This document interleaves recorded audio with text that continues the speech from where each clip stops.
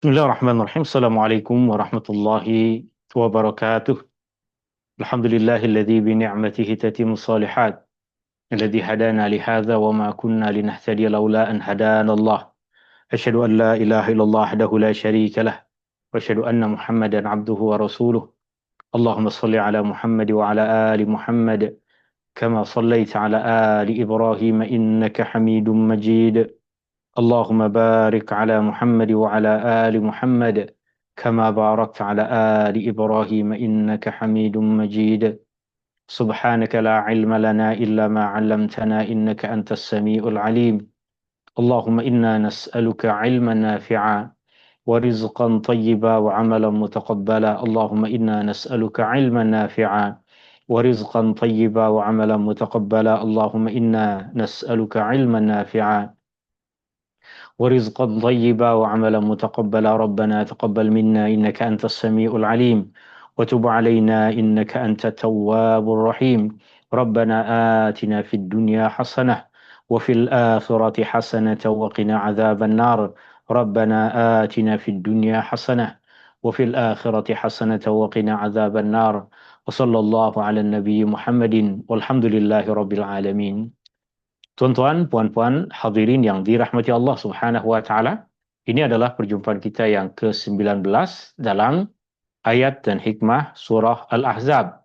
Di mana dalam majlis ilmu kita di petang hari ini insya-Allah kita akan mengupas ayat yang ke-49. Kitab yang menjadi rujukan utama kita di dalam majlis ilmu ini adalah kitab tafsir Ibnu Katsir dan nota tafsir Ibnu Katsir atau tepatnya terjemahan dari ringkasan tafsir Ibnu Katsir telah pun saya kongsikan kepada tuan-tuan dan puan-puan. Tuan-tuan dan puan-puan boleh gunakan nota itu sebagai rujukan utama di dalam majlis ilmu ini. Dan juga seperti biasa dalam majlis ilmu ini, tuan-tuan dan puan-puan, jika ada apa-apa kemusykilan atau ada apa-apa soalan, tuan-tuan dan puan-puan, boleh terus bertanya dengan membuka mikrofon tanpa perlu menunggu di akhir pertemuan. Tuan-tuan dan puan-puan juga boleh tulis soalan di dalam chatroom yang ada di dalam Zoom meeting ini. Kita mulakan majlis ilmu kita di petang hari ini dengan membaca Bismillahirrahmanirrahim. Surah Al-Ahzab masuk dalam himpunan surah-surah Madaniyah, iaitu surah yang diturunkan di Madinah selepas Rasulullah SAW hijrah ke Madinah. Di dalam mushaf Al-Quran, ia boleh kita jumpai pada susunan yang ke-33. Tema utama dari surah yang mulia ini adalah berserah diri kepada ketetapan dan syariat Allah. Ketetapan Allah maksudnya qada dan qadar. Berserah diri kepada ketetapan Allah maksudnya kita ridha pada qada dan qadar yang Allah Subhanahu wa taala tetapkan, dan berserah diri kepada syariat. Syariat maksudnya adalah agama, hukum hakam yang Allah Subhanahu wa taala turunkan di dalam Al-Quran, hukum hakam yang Allah Subhanahu wa taala perintahkan kepada Rasulullah sallallahu alaihi wasallam untuk sampaikan kepada kita. Dan ayat yang kita akan kupas di dalamnya ada perincian dari sebahagian hukum hakam yang berkaitan dengan perkahwinan, kerana tema utama dari surah ini adalah kita tunduk, kita berserah diri kepada keputusan Allah Subhanahu wa taala, ketetapan Allah Subhanahu wa taala, sama ada yang berlaku pada kita kerana hukum qada dan qadar ataupun berlaku pada diri kita berasaskan kepada syariat yang Allah Subhanahu wa taala turunkan ke atas kita. Ini ayat yang kita akan kupas, iaitu ayat yang ke-49. Dan dalam ayat ini Allah Subhanahu wa taala berfirman, A'udzu billahi minasyaitonir rajim. Ya ayyuhalladzina amanu idza nakahtumul mu'minati thumma طلقتموهن min qabli an tamassuhunna fama lakum 'alayhinna min 'iddatin ta'taddunaha famatti'uhunna wasarrihuhunna sarahan jamila. Yang bermaksud, wahai orang-orang yang beriman, apabila kamu berkahwin dengan perempuan-perempuan yang beriman, kemudian kamu ceraikan mereka sebelum kamu menyentuhnya, maka tiadalah kamu berhak terhadap mereka mengenai sebarang iddah yang kamu boleh hitung masanya. Oleh itu, berilah muta'ah, yaitu pemberian suka hati kepada mereka, dan lepaskanlah mereka dengan cara yang sebaik-baiknya. Imam Ibn Katsir rahimahullahu ta'ala, ketika beliau mengupas ayat ini, beliau berkata, ayat yang mulia ini mengandung banyak hukum.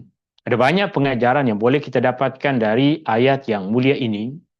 Perkara pertama yang dikupas oleh Imam Ibn Katsir, yang disebutkan oleh Imam Ibn Katsir adalah perkataan nikah yang disebutkan di dalam ayat ini. Di mana perkataan nikah yang disebutkan di dalam ayat ini ianya merujuk kepada akad. Maksudnya perkataan nikah di dalam ayat yang tengah kita baca ini maksudnya adalah akad nikah. Ijab kabul. Proses akad nikah yang terjadi yang mengikatkan antara seorang lelaki dengan seorang perempuan. Imam Ibn Katsir mengatakan, dan ini adalah ayat yang paling jelas menyatakan perkara ini. Ini ayat yang jelas mengatakan bahwa perkataan nikah di dalam ayat ini merujuk kepada maksud akad nikah. Kenapa perkara ini boleh menjadi isu?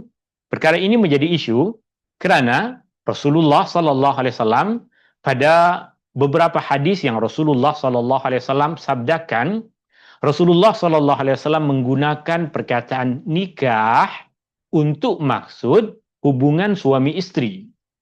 Kerana Rasulullah sallallahu alaihi wasallam pada banyak hadis menggunakan perkataan nikah untuk maksud melakukan hubungan suami istri, maka disitulah punca kenapa perlu ada penegasan seperti ini oleh Al-Imam Ibn Katsir bahawa perkataan nikah yang disebutkan di dalam ayat yang tengah kita kupas ini maksudnya adalah akad nikah, bukan hubungan suami istri.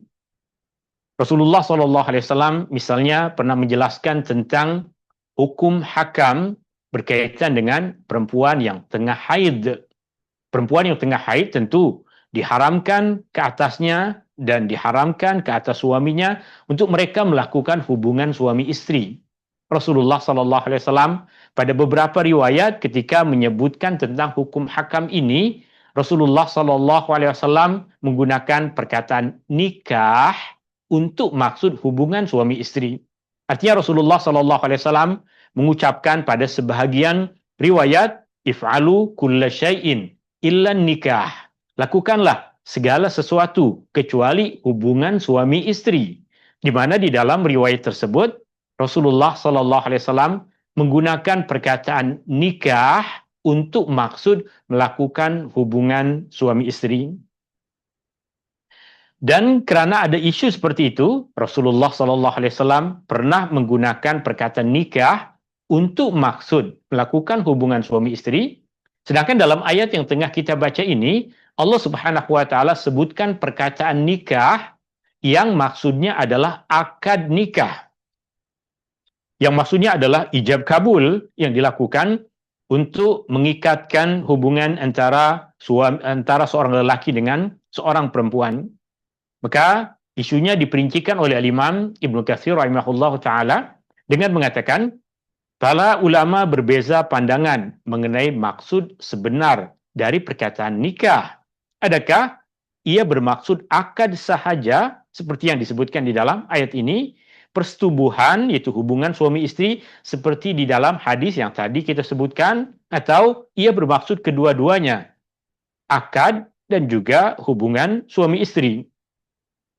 Dalam Al-Quran, perkataan ini biasanya digunakan untuk merujuk kepada akad dan persetubuhan selepasnya. Boleh kita tengok tuan-tuan dan puan-puan yang dirahmati Allah Subhanahu Wa Taala, sila tuan-tuan dan puan-puan buka mushaf Al-Quran. Kita tengok dalam surah Al-Baqarah.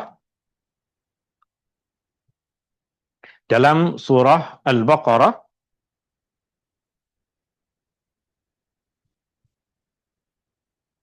kita tengok surah Al-Baqarah ayat 230. Surah Al-Baqarah ayat 230. Allah Subhanahu Wa Taala sebutkan perkataan nikah. Allah Subhanahu wa taala berfirman, fa in talaqaha, lalu apabila suami menjatuhkan talak kepada istrinya untuk kali yang ketiga. Jika suami menjatuhkan talak kepada istrinya, talak yang ketiga, fala tahillu lahu, maka perempuan tersebut, bekas istrinya tersebut, sudah tidak lagi halal baginya untuk dia berkahwin dengannya mim ba'du, selepas dijatuhkan ke atas perempuan tersebut talak yang ketiga, hatta tankiha zaujan ghairah, sehingga dia berkahwin. Disebutkan perkataan tankiha, sehingga perempuan itu bernikah dengan lelaki lain. Dan perkataan nikah di dalam ayat itu, maksudnya dalam ayat surah Al-Baqarah, ayat 230 ini, maksudnya adalah telah melakukan akad nikah dengan lelaki lain dan telah melakukan hubungan badan, hubungan suami istri. Itu maksud dari apa yang dikatakan oleh Al-Imam Ibnu Katsir rahimahullahu ta'ala di dalam perincian maksud ayat ini. Perkataan ini biasanya digunakan untuk merujuk kepada akad nikah dan juga hubungan suami istri yang dilakukan selepas akad nikah. Kecuali dalam ayat ini, kecuali dalam ayat 49 surah Al-Ahzab ini, di mana ia hanya digunakan untuk maksud akad. Di dalam surah Al-Ahzab ayat 49, perkataan nikah tidak boleh difahami dengan maksud melakukan hubungan suami istri. Ia hanya ada satu makna. Ia hanya ada satu kefahaman. Perkataan nikah di dalam surah Al-Ahzab ayat 49 hanya ada satu makna, hanya ada satu kefahaman, hanya ada satu maksud, yaitu akad nikah. Itu perkara yang hukum hakam pertama yang disebutkan oleh Imam Ibnu Katsir. Kita tengok kembali pada permulaan ayat ini. Ya ayyuhalladzina amanu, wahai orang-orang yang beriman, idza, apabila nakahtum, kamu semua berkahwin, kamu semua melakukan akad nikah, al-mu'minat, dengan perempuan-perempuan yang beriman, thumma, kemudian, talaqtumuhunna, kamu semua menceraikan mereka, menjatuhkan talak kepada mereka, min qabli an tamassuhunna, sebelum kamu menyentuhnya. Artinya di dalam ayat ini disebutkan perkataan kamu menceraikan mereka sebelum kamu menyentuhnya.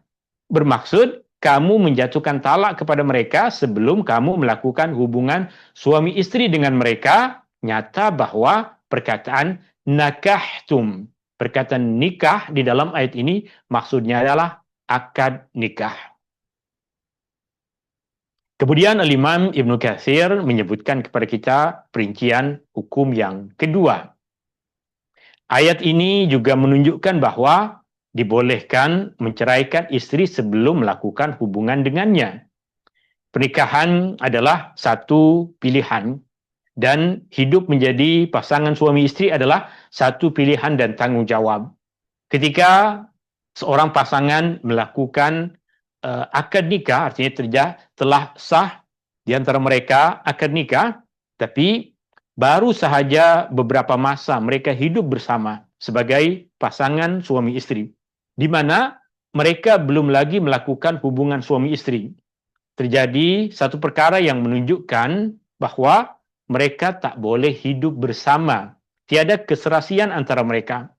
Maka suami dibolehkan untuk menjatuhkan talak kepada istrinya, meskipun dia ataupun meskipun mereka belum lagi melakukan hubungan badan, meskipun mereka belum lagi melakukan hubungan suami istri.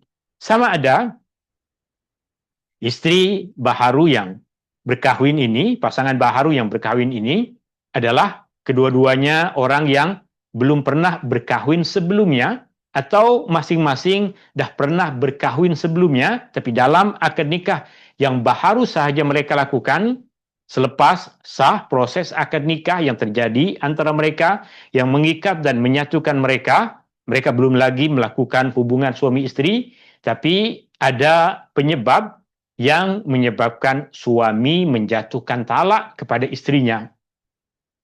Ayat ini menunjukkan bahwa ia adalah perkara yang dibolehkan. Dan Rasulullah SAW pun pernah mengalami perkara seperti itu. Di mana Rasulullah SAW pernah menjatuhkan talak kepada seorang perempuan sebelum Rasulullah SAW menyentuhnya. Menunjukkan bahwa perkara seperti itu adalah perkara yang boleh jadi terjadi dalam kehidupan seorang manusia. Kembali kepada permulaan ayat ini, Allah Subhanahu wa taala berfirman, "Ya ayyuhalladzina amanu, idza nakahtumul mu'minat." Wahai orang-orang yang beriman, apabila kamu berkahwin dengan perempuan-perempuan yang beriman. Imam Ibnu Katsir rahimahullahu taala kemudian memberikan perincian kepada kita tentang hukum yang ketiga yang dikandung oleh ayat yang mulia ini, yaitu pada perkataan al-mu'minat, apabila kamu berkahwin dengan perempuan-perempuan yang beriman. Di mana Imam Ibnu Katsir menjelaskan bahwa perkataan perempuan-perempuan beriman yang disebut di dalam ayat ini disebut sebagai kebiasaan yang umum. Maksudnya, lelaki beriman selalunya akan berkahwin dengan perempuan yang beriman. Itu keadaan yang umum, itu ya keadaan yang biasa. Walaupun dalam hukum hakam tiada perbezaan antara perempuan yang beriman dengan perempuan dari golongan ahlul kitab dalam perkara ini. Maknanya, apabila lelaki muslim berkahwin dengan perempuan ahlul kitab, kemudian dijatuhkan talak ke atas perempuan tersebut sebelum mereka melakukan hubungan badan, maka hukum hakam yang terkandung di dalam ayat ini adalah sama. Ini satu pembahasan penting di dalam hukum hakam, bagaimana kita memahami bahwa satu ayat difahami dengan apa yang zahir disebutkan di dalam ayat tersebut, dan ayat lain difahami mengikut kepada perincian yang ada pada dalil-dalil yang lain.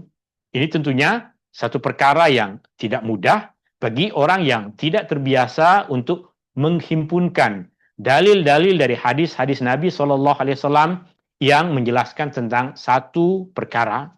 Sehingga semakin sedikit ilmu yang ada pada seseorang, semakin mudah untuk dia membuat kesimpulan.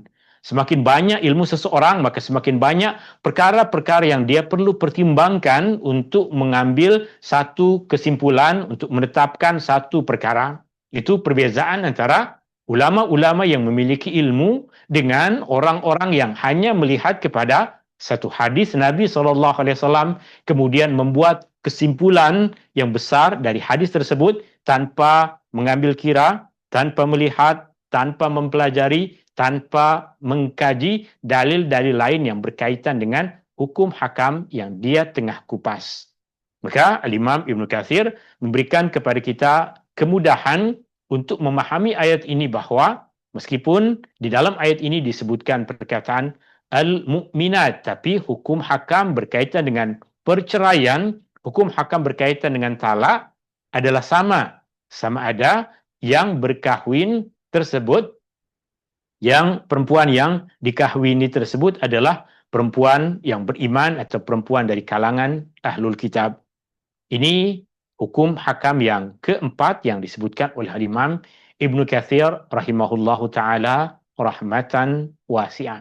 Kita akan masuk kepada hukum yang kelima yang disebutkan oleh Imam Ibnu Katsir.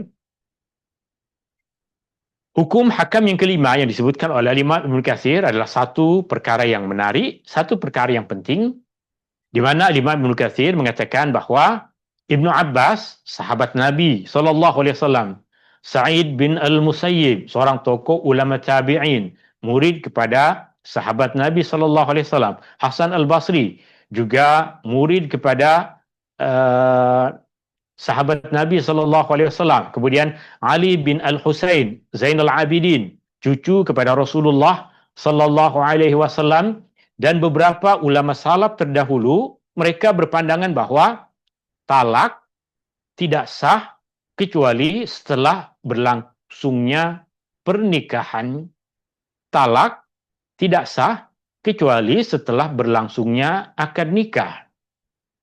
Hal ini karena di dalam ayat disebutkan, ya ayyuhalladzina amanu, wahai orang-orang yang beriman, idza nakahtumul mu'minat, apabila kamu semua berkahwin dengan perempuan-perempuan yang beriman, thumma, kemudian, tallaqtumuhunna, kamu ceraikan mereka. Pernikahan dulu, baru kemudian ada perceraian. Bagaimana? Apa maksudnya? Adakah orang yang bercerai sebelum berkahwin? Perkara ini, jika tuan-tuan dan puan-puan pelajari, adalah satu isu yang menarik. Ini karena terkadang ada seorang lelaki yang mengucapkan, saya tidak akan berkahwin dengan perempuan macam itu. Saya tak akan berkahwin dengan perempuan macam itu. Saya tidak akan berkahwin dengan fulanah, dengan perempuan itu. Saya tidak akan berkahwin dengan perempuan itu. Jika saya berkahwin dengan dia, maka saya terus jatuhkan talak. Atau dia mengucapkan, jika saya berkahwin dengan dia, maka dia telah saya jatuhkan talak. Ucapan itu maknanya dia menjatuhkan talak kepada perempuan yang dia belum lagi berkahwin dengannya.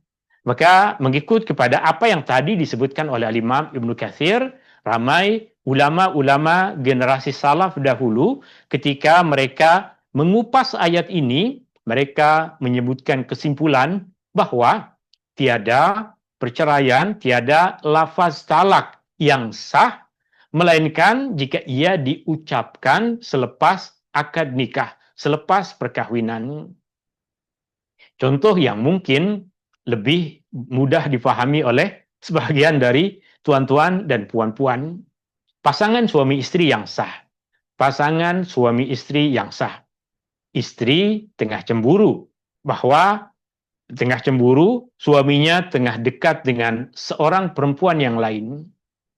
Seorang istri cemburu mendengar isu bahwa suaminya tengah dekat dengan seorang perempuan yang lain. Maka suami tadi diminta oleh istrinya untuk mengatakan, jika saya berkahwin dengan perempuan itu, maka saya telah jatuhkan talak ke atasnya.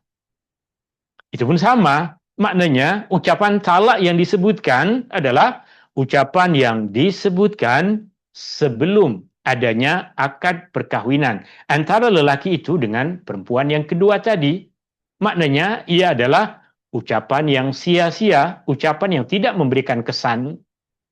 Artinya, pada kes yang pertama, di mana contoh yang kita sebutkan tadi, ada seorang laki mengatakan, saya tidak akan berkahwin dengan perempuan itu, saya tidak akan berkahwin dengan fulana itu, yang apabila saya berkahwin dengan dia, maka dia telah saya jatuhkan talak. Talaknya tidak sah. Kenapa? Sebab mereka belum lagi berkahwin. Lalu bagaimana pula jika ternyata mereka berkahwin? Adakah ucapan tadi akan berkuat kuasa? Jawabannya tidak. Apa yang diucapkan adalah kata-kata kosong yang tidak memberikan kesan pada hukum hakam. Demikian juga apa yang diucapkan oleh suami kepada istrinya tadi bahwa saya tidak akan berkahwin dengan dia. Jika betul saya berkahwin dengan dia, maka saya telah jatuhkan talak ke atasnya. Ke atas perempuan yang dia belum berkahwin dengannya.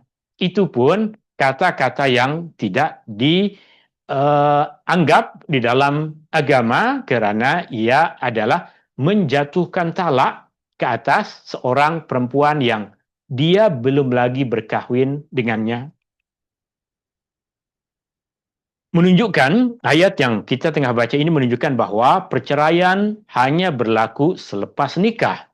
Menjatuhkan talak hanya dapat dilakukan oleh suami kepada seorang perempuan yang telah sah menjadi istrinya. Dan talak tidak sah sebelum itu.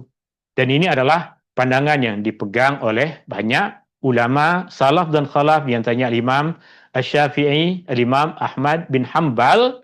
Dan dalam isu ini tentunya memang ada perbezaan pandangan di mana Al-Imam Abu Hanifah rahimahullahu taala, Al-Imam Abu Hanifah berpandangan bahwa apabila seorang lelaki mengucapkan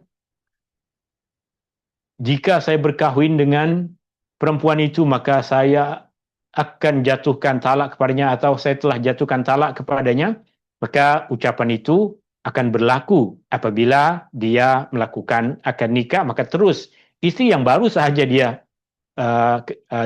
menikah dengannya terus jatuh talak ke atasnya. Tapi berasaskan kepada ayat yang tengah kita bahas ini, nyata bahwa talak hanya dikira sah, talak hanya diambil kira apabila seorang lelaki telah berkahwin dengan perempuan tersebut. Bahkan Al-Imam Ibn Abi Hatim meriwayatkan dengan sanadnya daripada Sa'id bin Jubair, murid kepada sahabat Nabi SAW, Abdullah bin Abbas, yang meriwayatkan bahwa Ibnu Abbas, sahabat Nabi SAW, berkata, jika seseorang mengatakan, setiap wanita yang aku nikahi maka dia tertalak. Dia mengucapkan, setiap wanita yang aku nikahi maka dia tertalak. Jika seorang lelaki mengucapkan perkataan seperti itu padahal dia belum lagi berkahwin dengan mana-mana perempuan, maka ucapan itu tidak bermakna. Ucapan itu tiada nilainya. Talak hanya boleh dilakukan, talak hanya sah apabila lelaki tersebut telah berkahwin. Artinya, jika ucapan yang sama diucapkan oleh seorang lelaki yang telah berkahwin, dia mengatakan, setiap wanita yang aku nikahi maka dia tertalak. Jika dia ada 4 orang istri, maka ucapan ini akan berkuat kuasa kepada 4 orang istri yang telah dia nikahi. Jika diucapkannya selepas sempurna akad nikah, maknanya diucapkan pada orang-orang yang telah sempurna menjadi istrinya. Adapun jika lelaki tersebut belum berkahwin, maka Abdullah bin Abbas mengatakan ucapan itu tiada guna, ucapan itu tiada makna, ucapan itu tak boleh dipakai. Ini kerana Allah Subhanahu wa taala pada ayat yang tengah kita bahas, Allah berfirman, ya ayyuhalladzina amanu, wahai orang-orang yang beriman, idza nakahtumul mu'minat, apabila kamu berkahwin, thumma kemudian talaqtumuhunna, kamu menjatuhkan talak ke atas mereka. Berkahwin dulu, baru kemudian perceraian itu dikira sebagai perceraian yang sah. Kemudian, hukum hakam yang keenam yang dikupas oleh Imam Ibn Katsir dari ayat ini adalah فَمَا لَكُمْ عَلَيْهِنَّ مِنْ عِدَّةٍ تَعْتَدُّونَهَا. Fama, maka tiadalah lakum bagi kamu, wahai para suami, alaihinna, ke atas mereka, ke atas istri-istri yang kamu jatuhkan talak ke atas mereka sebelum melakukan hubungan suami istri, min iddatin, tiada apa-apa iddah, ta'tadunaha, yang kamu boleh kira. Artinya, seperti yang disebutkan oleh Imam Ibn Katsir, para ulama bersepakat, tiada perbezaan pandangan di antara para ulama, di antara umat Islam, bahwa wanita yang diceraikan sebelum melakukan hubungan suami istri, maka tiada masa iddah. Perempuan itu boleh segera berkahwin dengan sesiapa sahaja lelaki yang dia inginkan. Artinya, apabila seorang lelaki berkahwin dengan seorang perempuan, selepas sempurna akad nikah, sebelum mereka melakukan hubungan suami istri, berapa hari pun tempoh masanya. Sebelum mereka melakukan hubungan suami istri, berapa hari pun tempoh masanya, kerana boleh jadi selepas akad nikah terus dijatuhkan talak. Atau boleh jadi selepas akad nikah mereka telah membeli tiket untuk honeymoon dan mereka telah pergi berjalan berdua menuju ke honeymoon, tapi dalam perjalanan bergaduh antara mereka, lalu suami tadi menjatuhkan talak kepada istrinya, maka terus pasangan ini telah sah, terpisah, bukan lagi pasangan suami istri. Artinya, perempuan tadi tiada tempoh masa iddah. Perempuan yang berkahwin dengan seorang lelaki, kemudian suami jatuhkan talak kepadanya sebelum mereka melakukan hubungan badan, sebelum mereka melakukan hubungan suami istri, maka perempuan tersebut terus terpisah, terus bain. Dan suami tadi tak boleh rujuk kepada perempuan tersebut, melainkan dengan akad nikah baharu.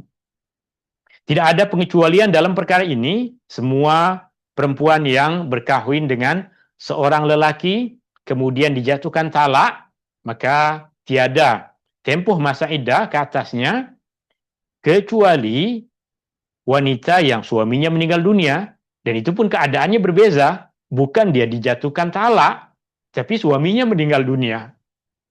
Artinya meskipun mereka tidak lagi melakukan hubungan suami istri.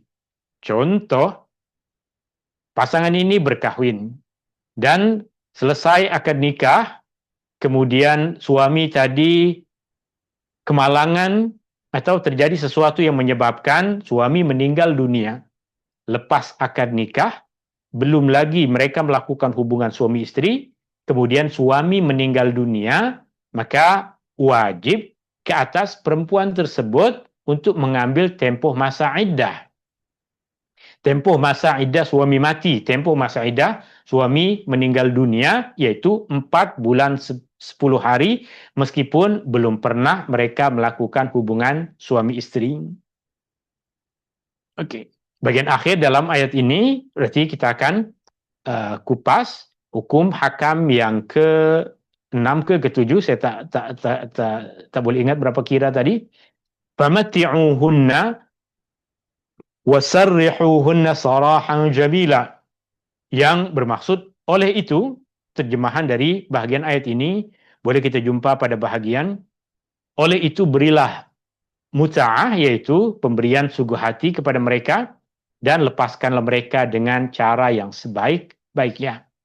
Artinya Rasulullah Shallallahu Alaihi Wasallam pernah berkahwin dengan seorang perempuan, kemudian Rasulullah menjatuhkan talak ke atasnya sebelum mereka melakukan hubungan suami istri. Rasulullah Shallallahu Alaihi Wasallam kemudian memberikan kepada perempuan tersebut hadiah 2 helai baju yang cantik untuk perempuan tersebut.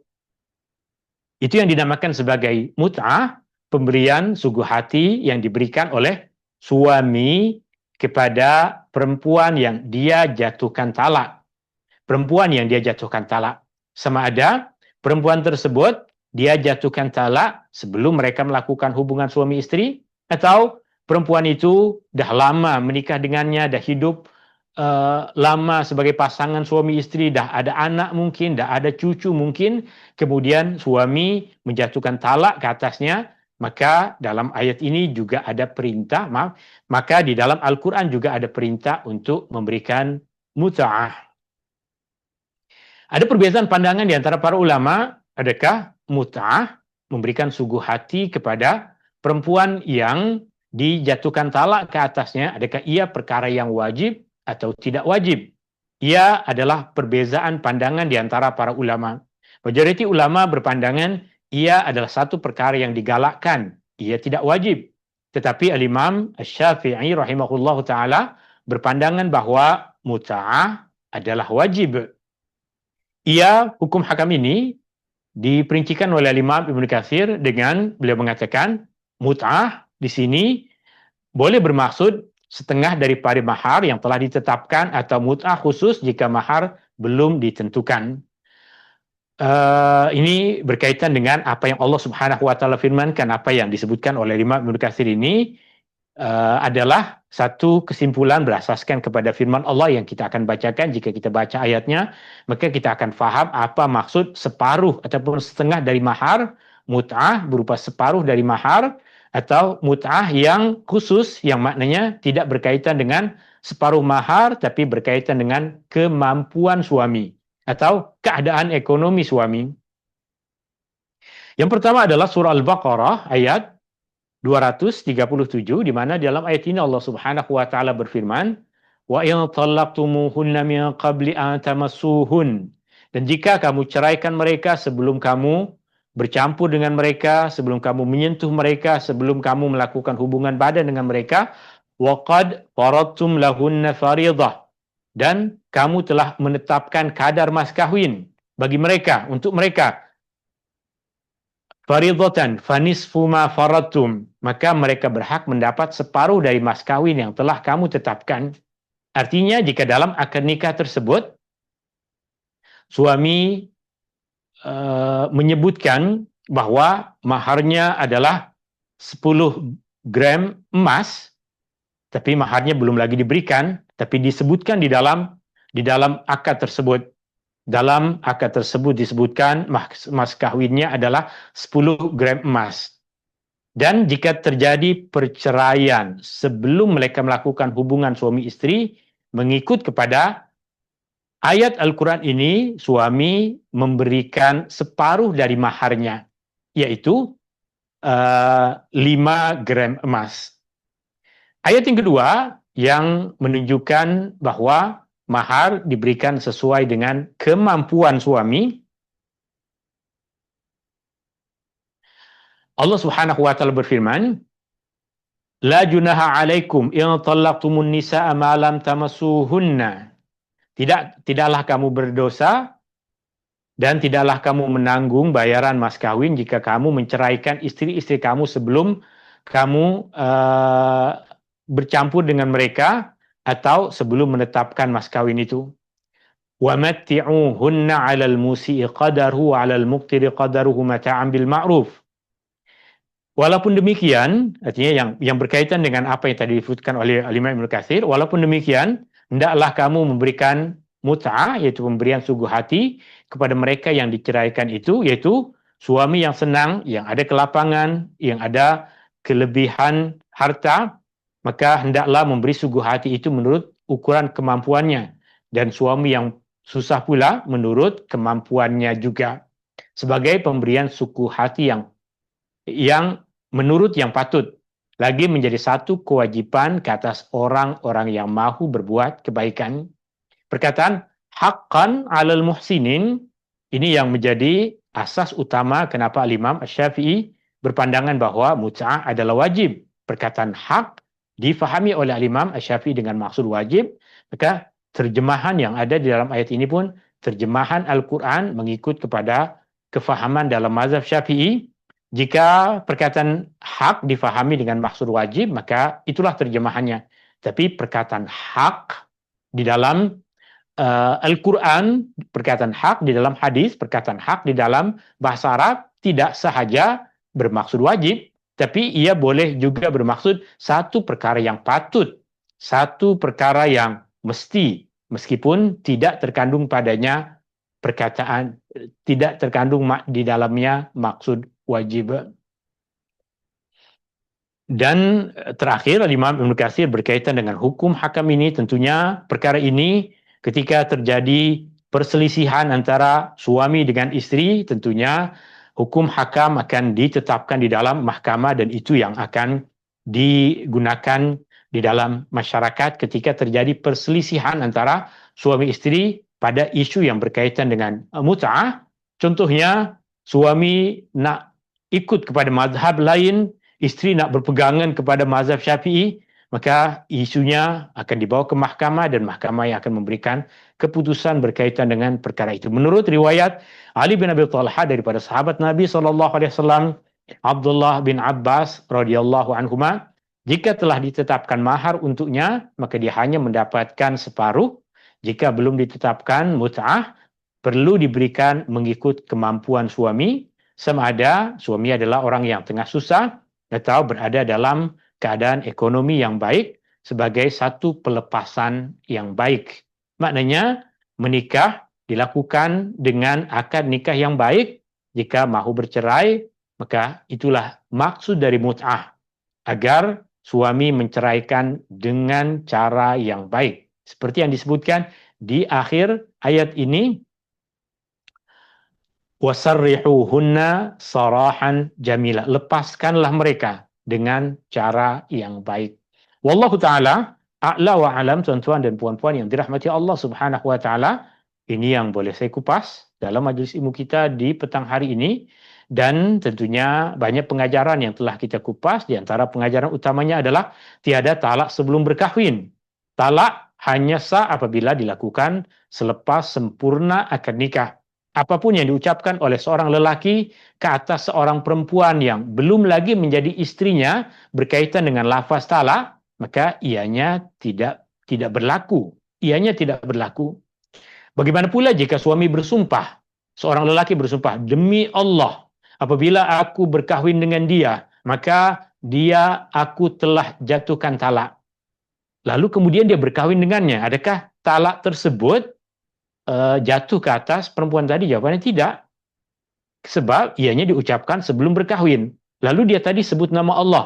Sebut nama Allah berdosa. Apa yang perlu dia lakukan adalah dia mesti membayar kafarah sumpah, yaitu memberi makan kepada 10 orang miskin atau memberikan pakaian kepada 10 orang miskin seperti yang disebutkan di dalam Al-Quran.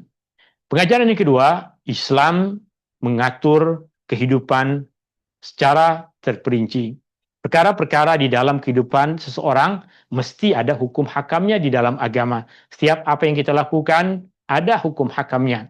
Ada yang wajib, ada yang haram, ada yang mubah, perkara yang dibolehkan, ada yang disunahkan, ada yang tidak patut untuk kita lakukan. Segala perkara di dalam kehidupan orang yang beriman, Allah Subhanahu wa taala telah memberikan aturan yang disebutkan dalam Al-Qur'an dan diperincikan oleh Rasulullah sallallahu alaihi wasallam di dalam hadis-hadisnya. Wallahu taala a'la wa alam, dan ini yang boleh saya kupas dalam majlis ilmu kita di petang hari ini. Semoga apa yang kita pelajari, apa yang kita kupas ada manfaat, ada kebaikannya. Hadani Allah wa iyyakum ajma'in. Subhanakallahumma wa bihamdika asyhadu an la ilaha illa anta astaghfiruka wa atubu ilaik. Allahumma anfa'na bima 'allamtana wa 'allimna ma yanfa'una wa zidna 'ilma. Wa sallallahu 'ala nabiyyi Muhammadin walhamdulillahi rabbil alamin. Syukran. Assalamualaikum warahmatullahi wabarakatuh.